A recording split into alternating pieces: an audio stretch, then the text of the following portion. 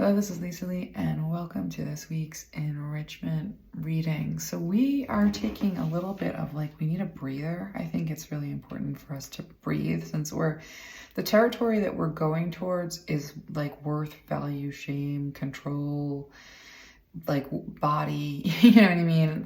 There's a lot of really intense questions that we will be heading into.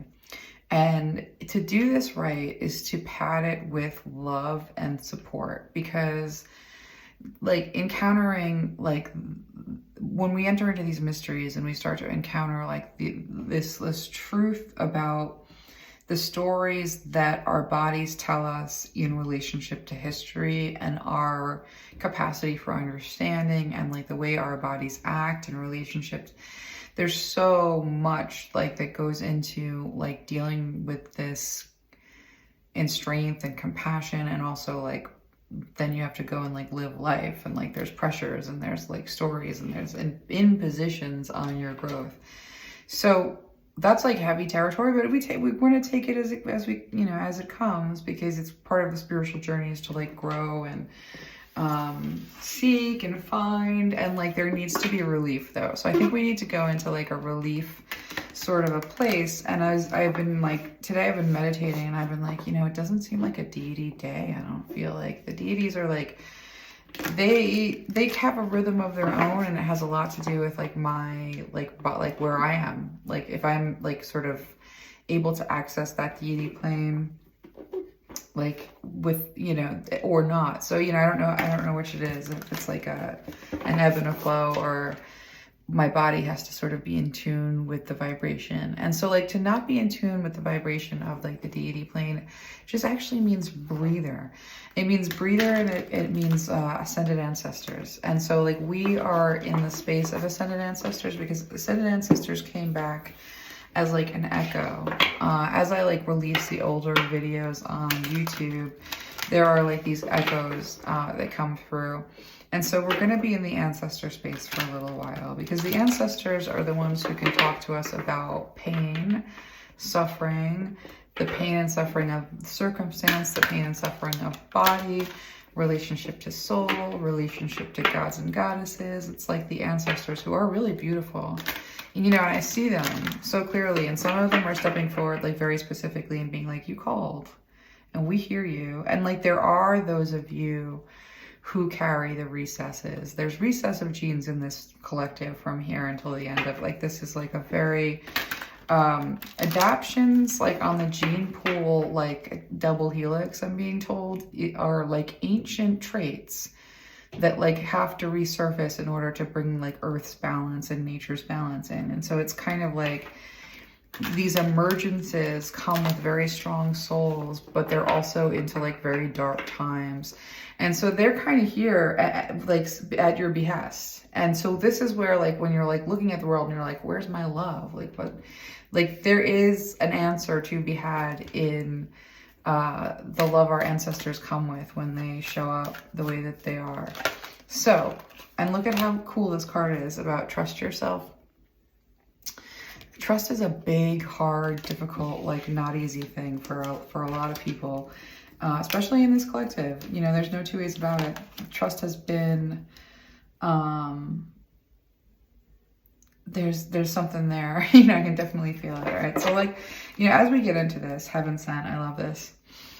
This is what your ancestors are sort of coming to say, your ascended ancestors are saying, we've made it through that labyrinth, we've made it through that field. We're here to sort of talk to you about grief versus despair, almost a little bit. Some water. So let's see. So you're made up of so many lives and so many creatures. I don't know if this is bright enough. I hope so. That's better. So if you look at this card and you can see just the life that's teeming within this life, and the variety and all of these aspects, of all of these lifetimes, of all of this development, of you're going forward, you're actually growing and expanding as a soul, and you're becoming multifaceted, and you're there is a lot of expansion, but there's also a lot of opposition, and a lot of there's a lot going on there. But your ancestors want you to look at the amount of nature that like still exists within you. And they say like, look at the amount of our nature, the nature that is ours, that you carry with you. And think about like all of that support as being like a constant. And it's also like a non-negotiable, like, you know, it's like a marriage of the soul to the soul elsewhere in a way that is like literally built into who you are and what formed you. You're formed with like collaboration with this dream space that identifies your ancestry and like creates from these encounters and these relationships and these stories. Like, it's not a small process that goes into the formation of your soul and your body and your being and your essence and like what you will be as an infinite you-ness. Like, that is something that like once it exists and you don't run out of being you, and you don't collapse into something new without retaining your consciousness. The consciousness that you're developing in this lifetime is something that will exist as an is, as a consciousness that like that operates in an existence forever, and it's new, and then it like becomes something new, but it becomes something new with you.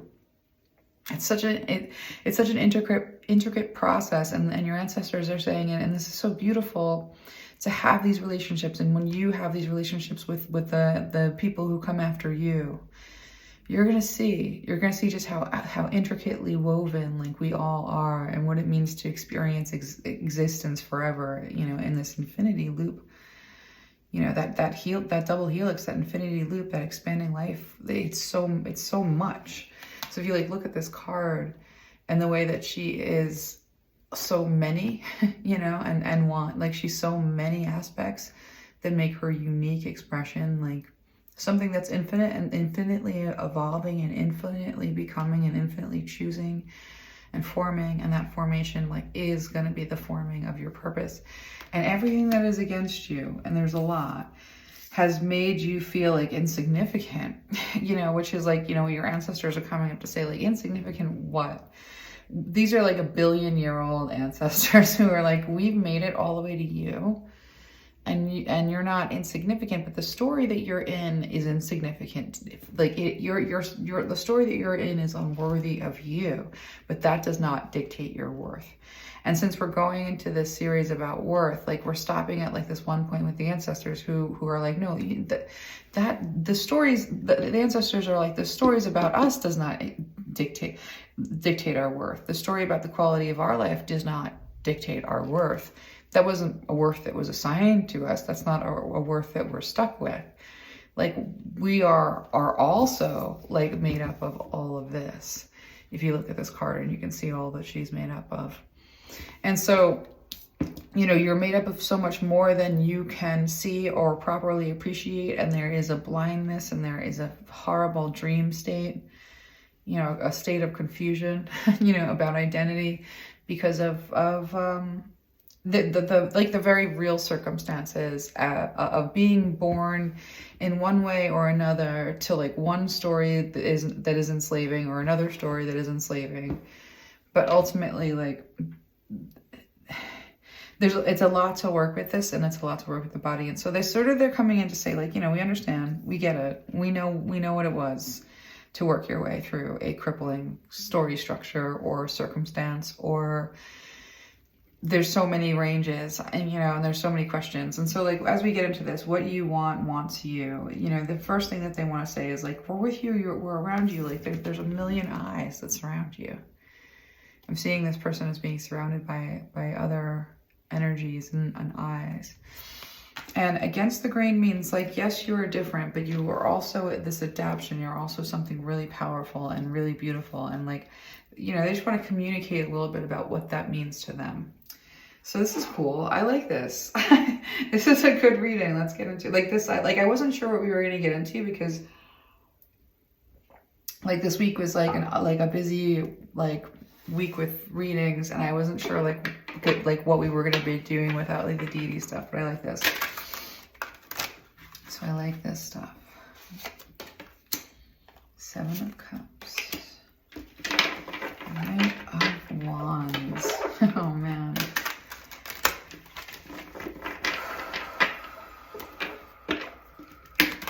There's such an infinite, trippy universe in front of us all at one point. Like, I am seeing them be like, they're like laughing at how stuck we are in our stories, because there's a better, you know, there's this weird way in which like the way that the techniques that we use to sort of like discover in our lives like get amplified in a life where there's no boundaries, and like the clunkiness of the body isn't in the way.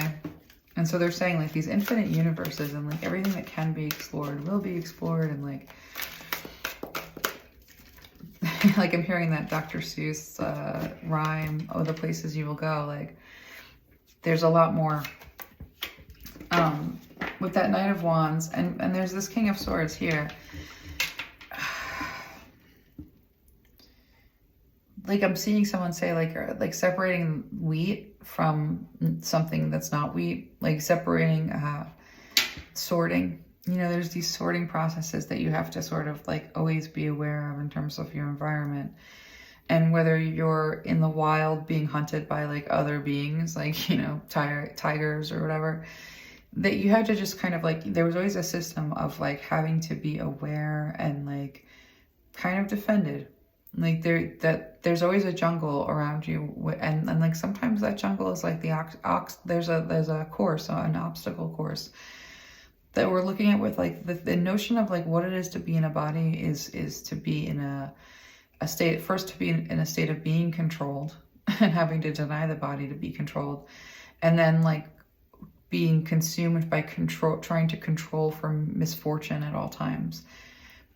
And so like environment, that, you know, your ancestors saying environment does that. And if you live like in a pit that's like very close to crocodiles, someone's showing me, if you're in a pit like near a lot of crocodiles, like you learn to be like a vigilant human in that way, and it does rule you, and there are forces that rule you. And so they're saying, you know, these forces that rule you aren't really trying to hurt you. It's not really personal. Like the crocodiles are just there, and you have to be like, no, I don't go over. They're saying you have to like know where they are, you have to see where they are, and you have to like operate as a human that operates around crocodiles. And there's always some form of crocodile. And so what they're saying is like, you know, this King of Swords is kind of like, there's always going to be a structure. You can always be mad at the gods, and you can always be mad at the goddesses and say like, why do I have to deal with this like structure, this shit? Basically what your guide said. You're like, why do I have to deal with this shit? They laugh, and they're beautiful guides. I mean, they like look so old to me, and they're saying like, look at you fighting about nature. The nature of man reigns over you, and it's like, they're like, it's so much worse than crocodiles. And they like laugh, you know what I mean? But they're like, but crocodiles suck too. You know, it's a bad way to go when something eats you. They're like, it's a very bad way to go. And I'd see that. And so like when we, you know, look at the Seven of Cups, and we look at this Knight of Wands, and we look at this, and they're saying you're in this life, and it is a little blink of an eye. This is a tiny little life. You're going to have, you can't, they're saying the Seven of Cups is like, you can't see. You can't see. You're not able to see.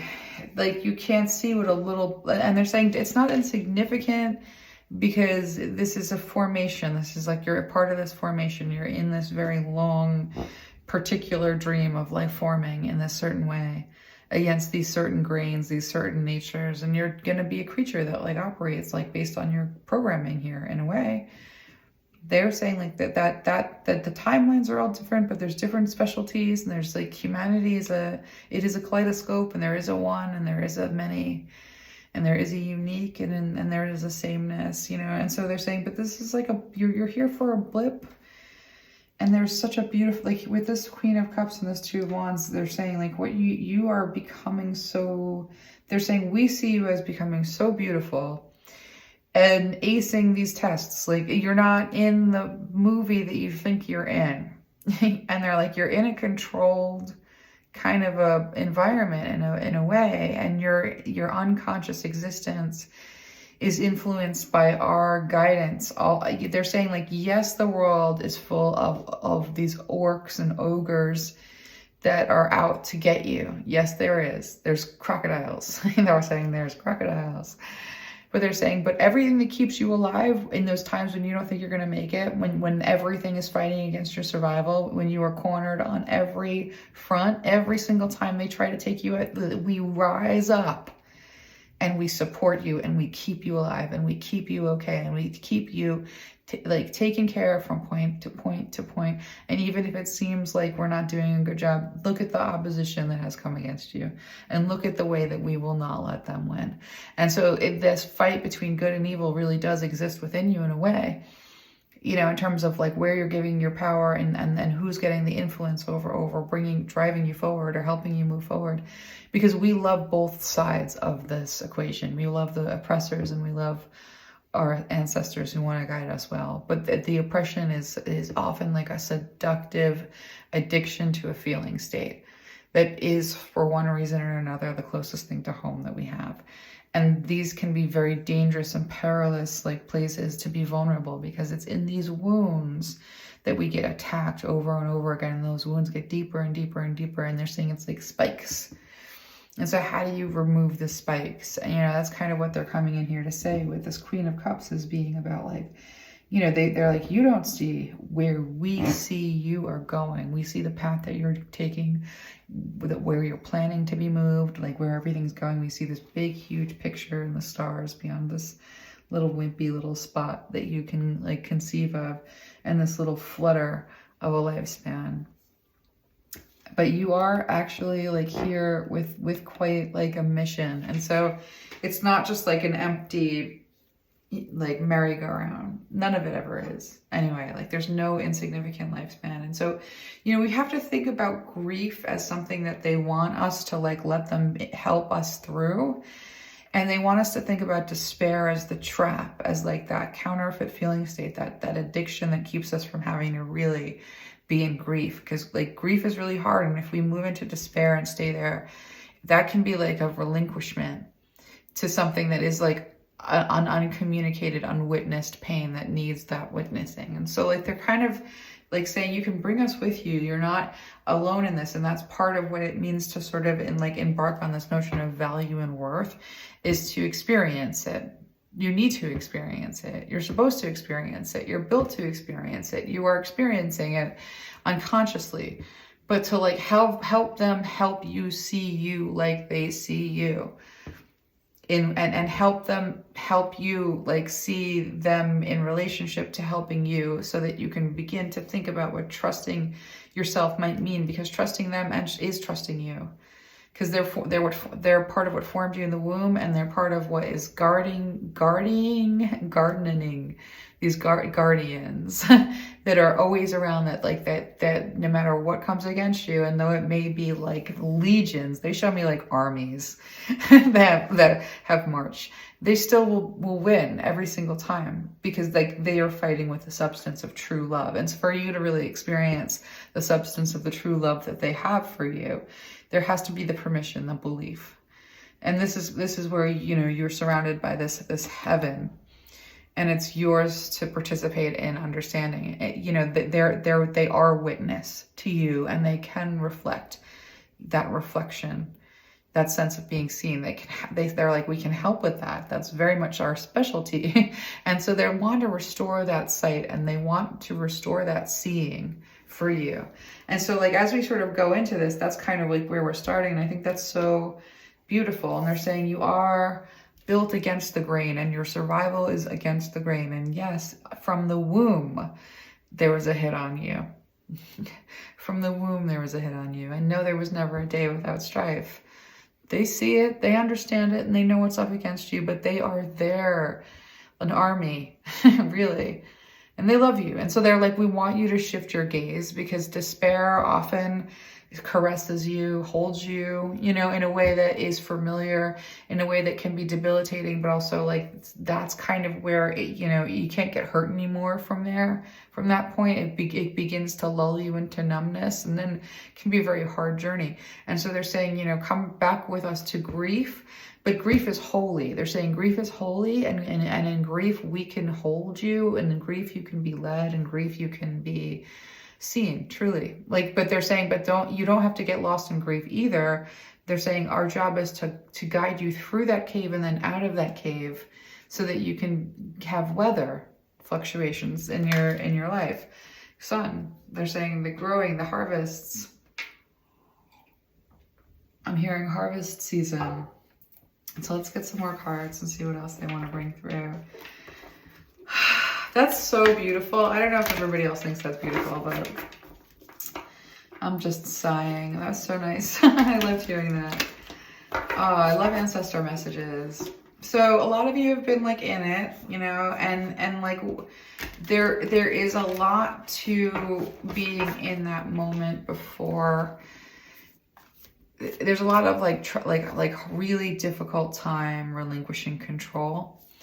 And control is a weird thing because it's like control is the counterfeit of like actual power. So you're not being asked to let go of what would be like all the protections of control, you know what I mean? Or all of the provisions of control. Like none of that is being asked to like be relinquished, but like coming into like a sense of authority, a sense of knowing, a sense of like being anchored by gnosis is very different from going from being controlled to being dominated by trying to control for misfortune, trying to control every possible misfortune.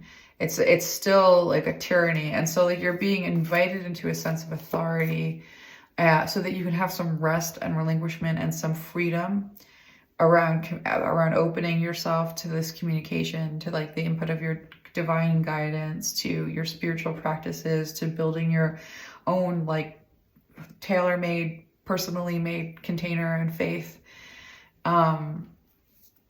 And so, yeah, so they're kind of wanting to invite you into kind of a rest because they said, you know, we are in a rigorous study. They're really kind of saying that, you know, our ancestors are very proud of us. Like we're top tier students here on Earthship, like, you know, hellscape Earth. Like we definitely like, I don't know like why we thought this was going to be funny to come and do this. Like, I don't know, like when I think about like the why I signed up in quite this like state of like tyrannical weirdness in my life, like where, you know, there is this aspect of dealing with like, you know, like certain disabilities and like everybody has some form of that, you know what I mean? Like everyone's dealing with some form of like, this is way too much. We are on this mission here. Like someone's saying like Earthship, like, you know, rebel, you know, batshit crazy kind of like, this is the warrior souls that have like shown up. And like a lot of us got here and we're just like, I know, like, you know, like absolutely like, you know, did not think the storyline through quite as well as like we should have. So like we are like, I'm being told we are a brave group, but brave group does mean like the kind of journey, the kind of pilgrimage, the mountain, you know, the bridge, like this is the time we are. Yeah. We're in this bridge timeline. We're in this place. Like they're showing me the figure 8, you know, where the death before the rebirth like crosses over in that figure 8 where it's tight, where it's small. There's a lot of darkness and there's a lot of light coming in, but we have to be in this like point break.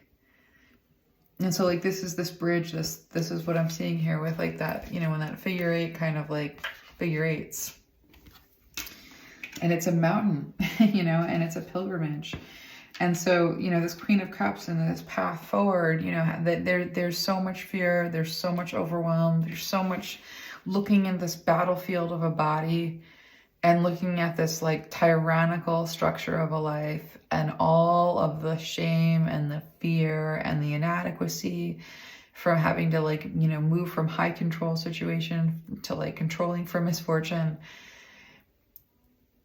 And there's a lot that seems to have like a lot more power than the good and the redeeming and the justice. And so like there's opposition.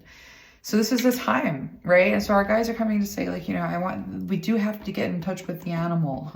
We do have to begin to see like this kaleidoscope of influences, of lifetimes and power and nature and an encounter with that nature and that nature within ourselves and the connection to a love that informs us at like every juncture and informs like what the faith that's fighting for us is constantly fighting for us, which is why as many things have tried to take us out, what has brought us back again in equal measure, if not exceeding equal measure, is the energy and the force of love, of those ancestors that have never left your side, that have been wrapped around you since conception, that you have been in communication with since you formed.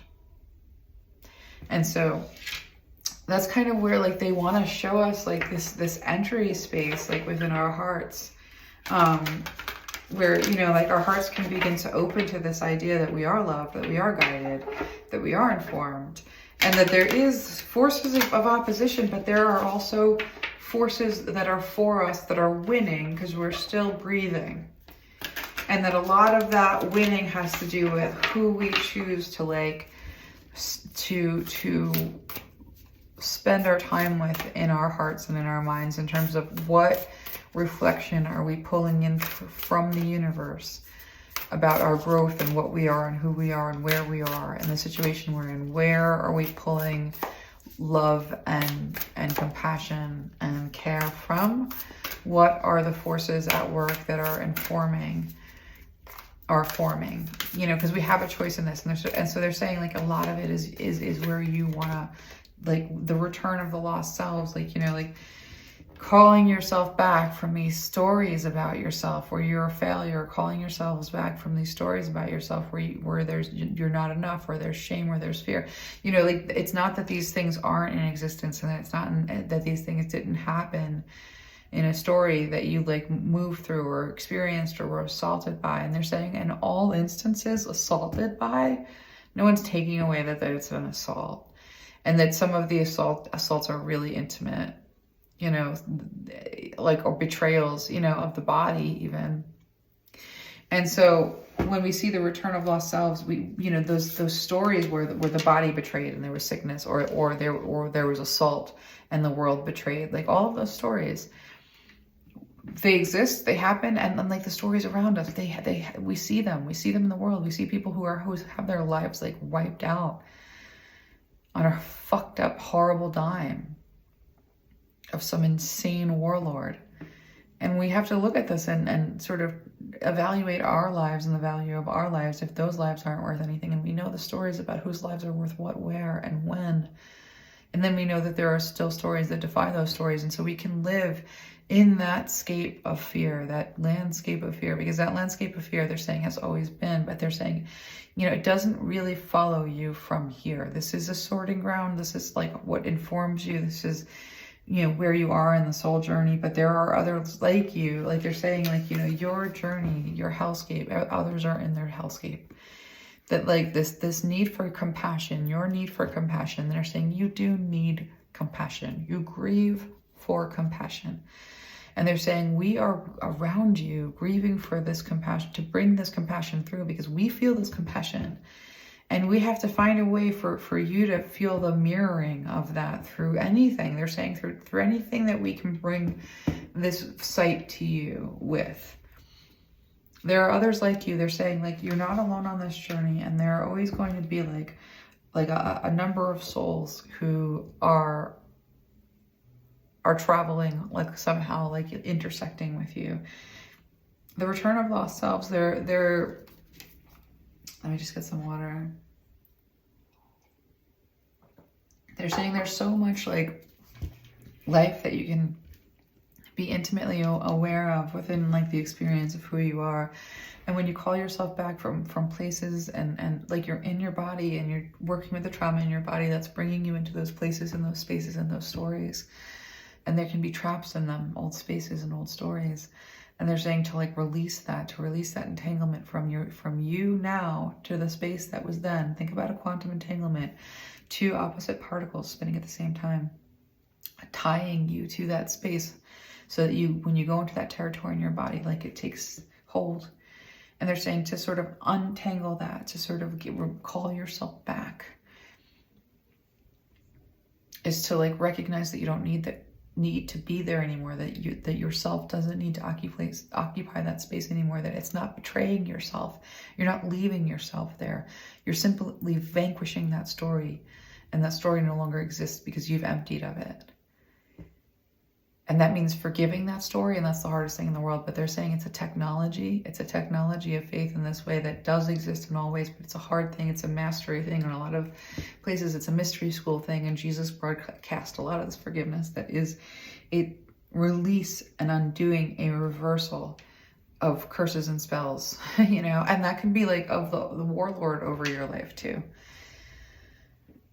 Forgiveness is an alchemical element of like breaking every spell.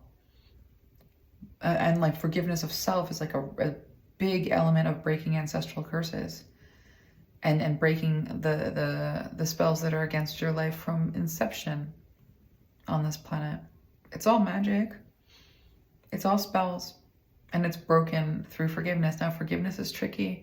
Forgiveness has something to do with worth. Forgiveness has to do with like the value of yourself and the value of others, and reevaluating that entire arrangement based on a whole different criteria. It's a whole journey that we're embarking on, you know, and forgiveness plays a huge role because it's the magic key somehow. And it's not a letting go. Forgiveness needs a new definition too. So we're going to get into like all of these redefinings. But, you know, a time for healing and your little island, you know, what you are, a time for healing is here. And we're going to sort of agree that there are those energies around us that are here for our healing, that are participating with our healing. And the energies that are opposing us, like they're saying like, this is just part of this ecosystem. You know, they're crocodiles, can't kill you. And it's not forever, you know, and they're saying that like the crocodiles always are going to exist in all these different ways. And so let me see, like there's not a lot coming through with this message. Let me see like what they want to bring us in the way of these cards. Yeah, a couple of like individual like messages. I think they want to give us some word kind of messages. Oh, such good energy. It's like a cloud of love. It's thick, kind of. I like it. I like the vibe. So we have a lot. They're saying like we're doing really well. Like this is kind of like a set. Like they're like you know like we're like these like spiritual scholars kind of in a way. The seekers is a good word for it. Like in all the languages, I think. The explorers, you know, like that's kind of what they're. We're finding our way into like new territory. And they're really grateful for our participation in their like experience. They like to see us trip the light, fantastic, dance with the universe. And so like this is kind of where they're like, oh, you know, we want to, you know, one of the things that your guys kind of came through with was like, we want to bring some fun. You need to have some fun. Like it's so important, you know, with dream redirection, redream the situation. We're just a new cool, boldly express your uniqueness. They're saying like they're, and I love this Knights of the Round Table. Let their love lift you higher. They were like, they say like, can you open your life to bringing our love in? They're kind of saying like, okay, what is trip the light, fantastic, dance with the universe? It means like find a way to trip on the acid of your own imagination. Just find a way to like break through the controlling for misfortune and try and break through, you know, the mechanisms of conditioning around, you know, being controlled, and find a way to just let yourself like re-engage with tripping out on a belief that says that you can talk to them, that you can feel them. You know, that belief is permission. Sometimes there's a firewall there that's built in that needs you to like re-engage with the notion, like I'm seeing the spell that Cersei gave me, that is my faith fights for me automatically, infinitely, externally, internally. My faith fights for me. You know, just begin to say that and see what happens. Open your ears to like the consequences of that phrase repeated a couple of times. It means something. It'll unlock its secrets. It will tell you, and it'll bring you into a space. They're saying use the technology of that faith, because I'm just looking at the board behind me, and you can use it. It's great. It's a good one, you know. But they're saying like use it because it's accessible. It's in front of you, and it's an entry point. It's an entry port for you. And so this redream the situation, dream redirection. They're like, we want to play with you. We want to bring you into a world of like, you know, being influenced by what all of what came before you and created you, and is a part of the experience that we have, like within, for, and through, you know, your experience, and that we are like enriched by you, and can be enriched by us, and that we can help you be in the situation that you're in with all of the hardships that you're facing in the way of struggle, in the way of your own experience. And as scary as the thought of breaking rules of mental convention, you know, there is a lot of fear around this programming that you're not allowed to do certain things or think certain ways because you might lose touch with reality or something. This notion of spiritual psychosis does come in when we are trying to have a spiritual life. But if you look at every church on Sunday where they are in a trance, singing and dancing, and or even just like humming loudly, you know, in a hymn, you know, they're participating in a part of what it is to trip the light fantastic and dance with the universe that you're being deprived of, because there's some invalidity with an approach that says that your ancient ancestors have stories to relate to you in a space of reverence, in a sacred space that you've separated and created for participation with their existence and the remedy of what it is to have a faith in your life. And so they're kind of like saying, like, listen, you know, like, this is not like off limits by any controlling factor. You're allowed, you know, the worthiness, you know, there's no danger. There's a worthiness for you. And just knowing that there's a safe place that you can kind of dream yourself into. And if you're dreaming yourself into a place that doesn't feel safe, then redirect and dream yourself into a safe place. That's where we step into authority. That's where we move from control to authority, is in the practice of dreaming yourself into a safe place with your ancestors, with getting to know their presence. You know, you spend time, you make a sacred, like holy, sacred place for prayer with them and say, can I feel your presence? It's very simple.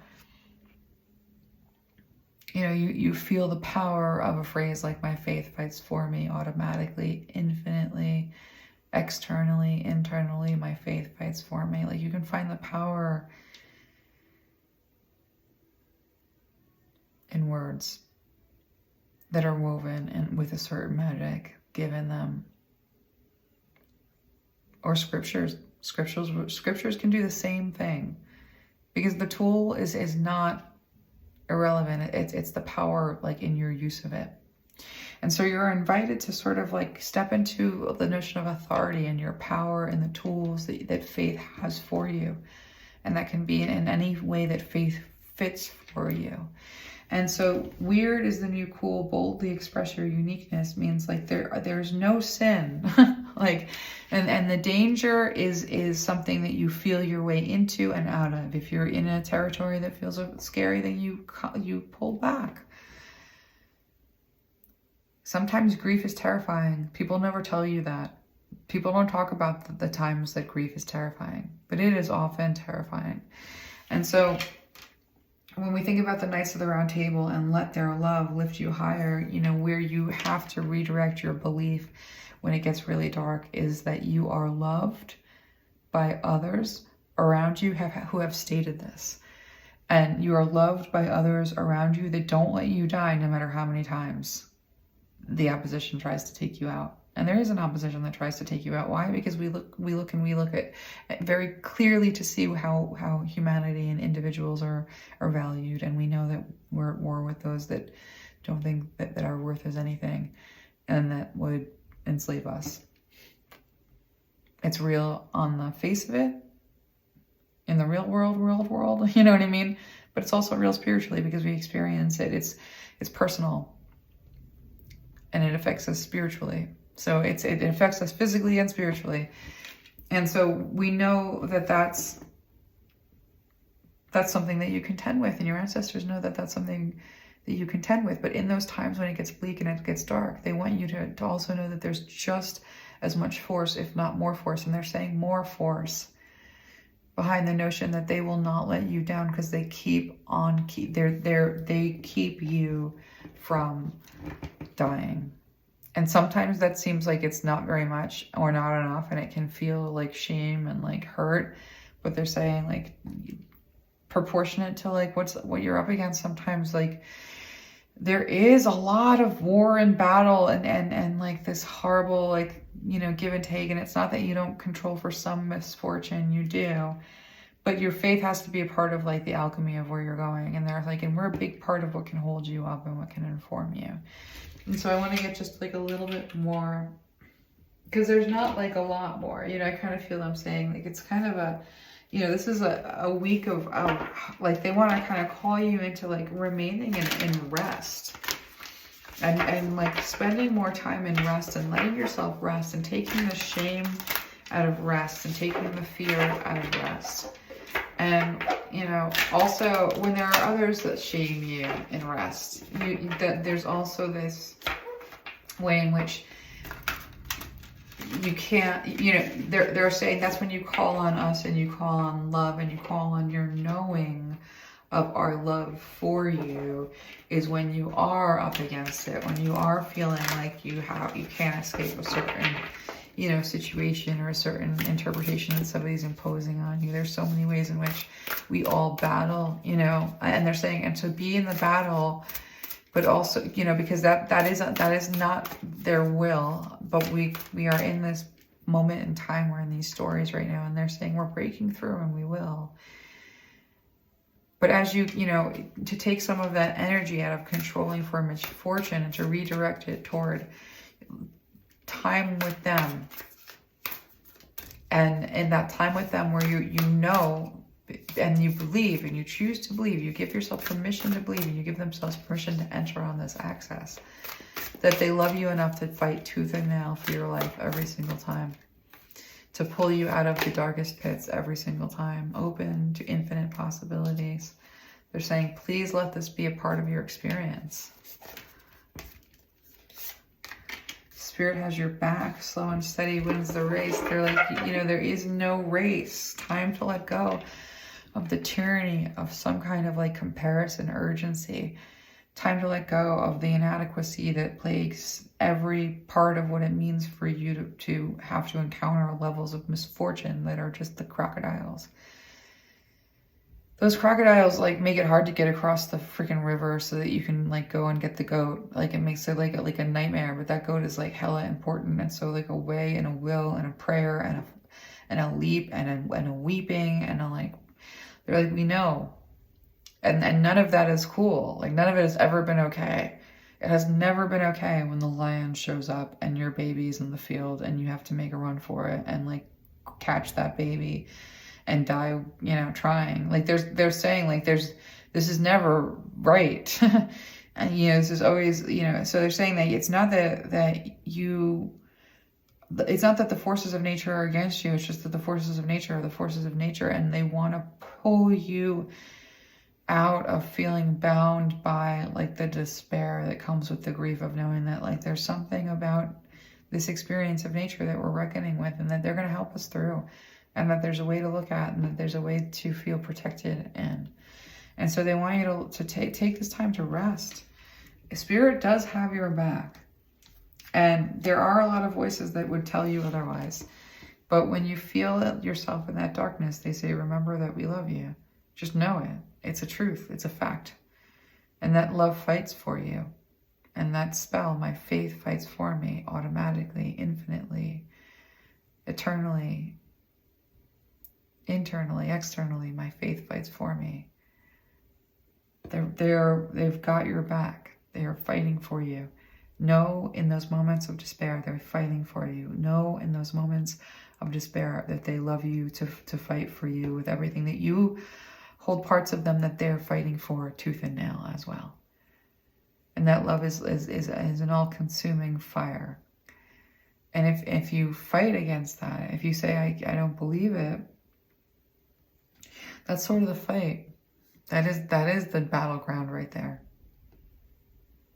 Because that's a worthiness. That's saying I don't deserve it because it can't be. And so that's where the battlefield is, and that's where we're going to look at, and that's the work we're going to do. But they're saying like we're checking in. We're letting you know that we're here, and we're letting you know that we're fighting for your sense of your own worthiness.